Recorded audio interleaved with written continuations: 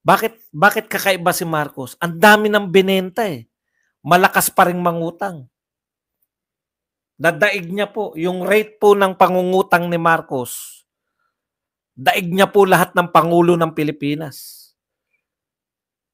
Pangalawa po sa rate ng malakas mangutang si Duterte. Ano po pagkakaiba ni Duterte at ni Marcos?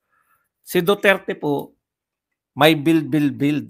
May proyekto po si Duterte na nakikita natin. Si Marcos wala. Ito po bago.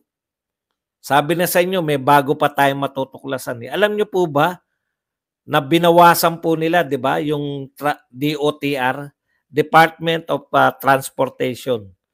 Kaya po yung bawas po niyan, itutuloy mo na lang yung subway. Mukhang malabo pa pong matuloy. Akala natin makakakita na tayo ng subway bago matapos tong termino ni Marcos. Kasi hindi naman sa kanya nagsimula yan. Itutuloy niya na lang. Oh. Naiutang na yan ni Duterte. May budget na yan. Tutumbasan mo lang kasi yung may paggagamitan ka pa niyan. Yung, hindi na po sagot ng Japan, ng JICA yung mga pagbili ng mga anong tawag dyan, yung mga right of way ng mga estasyon ng mga subway. Ang sagot lang ng Japan, yung subway mismo. Pero yung sa mga estasyon, bibili nyo yung lupa ng estasyon, atin na yan, sagot na natin yan. Tinanggalan mo ng pondo eh. Dinala mo sa mga DPWH eh. Hindi pala ikaw. Yung tunay na nasusunod sa budget. Si Martin. Tinanggalan ni Martin ng pondo eh. Nakapalag ka ba? Wala. Wala po.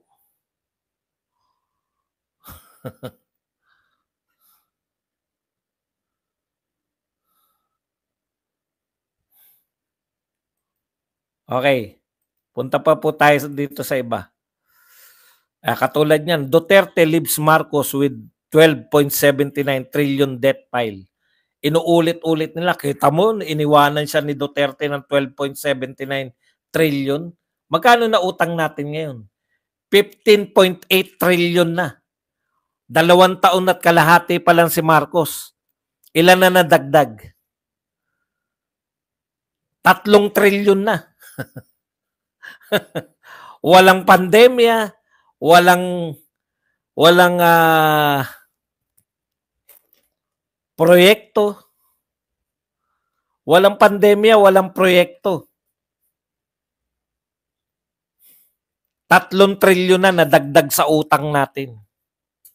Kay Duterte, ang nautang niya, buong 6 years niya, 7 trilyon. Kay Marcos, 2 taon at kalahati pa lang, 3 trilyon na ang nadagdag sa utang.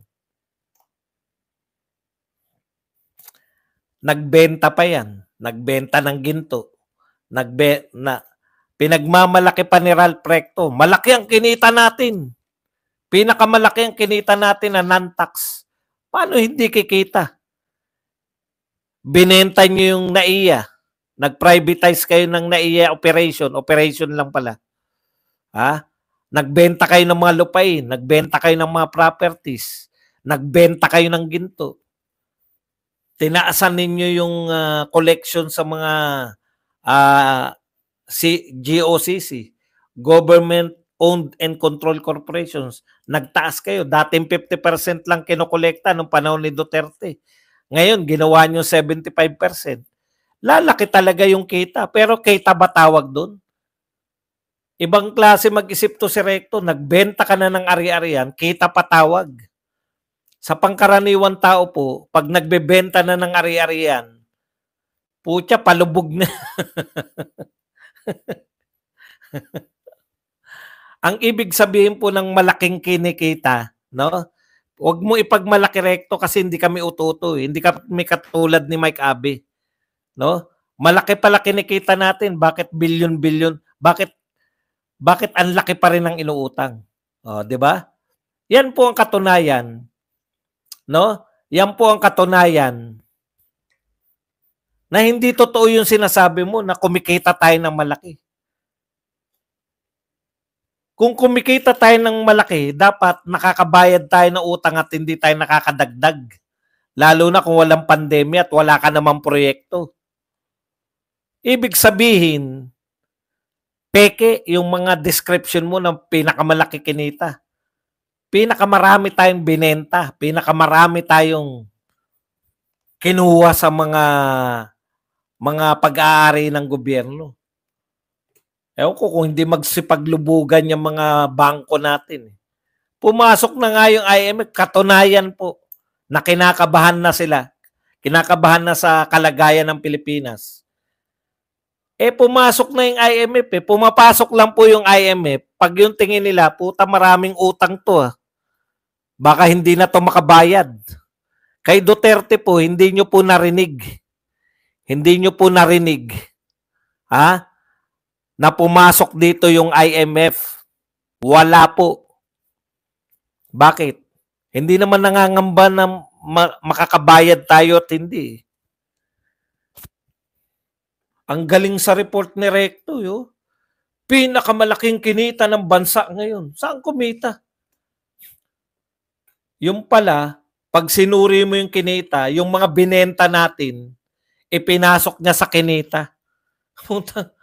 Nagbenta ka na nga ng ari-arian, na pinagmalaki mo pa. Kay Pangulong Duterte, pandemya, Nagpandemya tayo. Ano po problema pagka binenta mo yung nag-privatize ka? Kung kumikita yan, tanong, kumikita ba yung NAIA? Opo, kumikita yung NAIA. Ano mangyayari sa kita niyan Badong? Kung privatize na, di hindi na sa atin mapupunta yung kita. Ha? Ngayon lang po ako nakarinig na nagbenta ka ng ari-arian tapos pinagmalaki mo pa. Kumita ako Bakit? Binenta ko yung lupa namin. Puta, Ito po, si Erin Tanyada. During the term of Duterte, he prevented VP Leni from National Security Council meetings. So why is it wrong now? Why is it dirty politics? So it must have been also wrong during Duterte's term. It is the prerogative of the president to invite who he wants to the NSC. Erin Tanyada, kumakampi ka ngayon sa Marcos. Alam niyo po yung mga Tanyada, nahihiya ako para sa lolo mo at saka sa tatay mo. Yung lolo mo, Erin Tanyada, yung lolo mo, matanda na yun. Binobomba pa yan ng mga sarali. Binobomba pa ng water cannon yan ng mga tauhan ng tatay ni Marcos. Yung lolo mong si Tanyada, bilib na bilib yung mga tao dyan dahil hindi siya sumusuko kay Marcos kahit may edad na sila. Yung tatay mo, si Senator Tanyada, Bobby Tanyada, ganun din, anti-Marcos din yan. Nakakahiya sa kanila, ikaw, apo, anak, dahil dilawan kayo, kumampi na kayo sa mga Marcos, pinagtatanggol mo yung mga Marcos laban sa mga Duterte. Grabe ka, Erin Tanyada. Ikinahiya ka ng mga lolo mo. Mahiya ka naman sa pangalan mo. Kagalang-galang sa amin yung mga Tanyada na yan.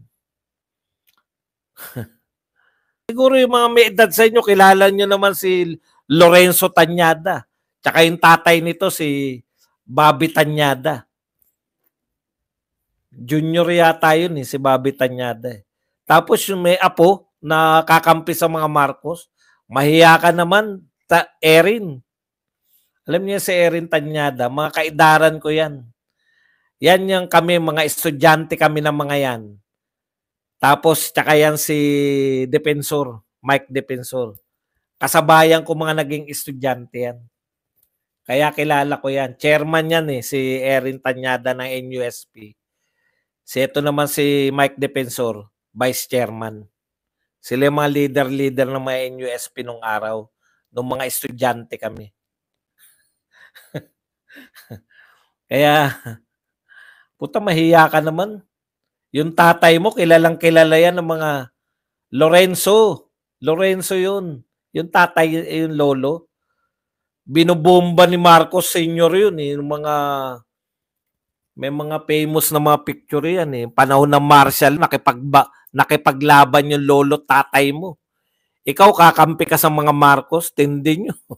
Ngayon ka pa kumampi ha. Ito ang pinakasutil na Marcos eh. Pinaka-grabe tong Marcos na nyo. Alam nyo kung bakit? Alam nyo kung bakit grabe tong Marcos na to? Kasi walang utang na loob eh.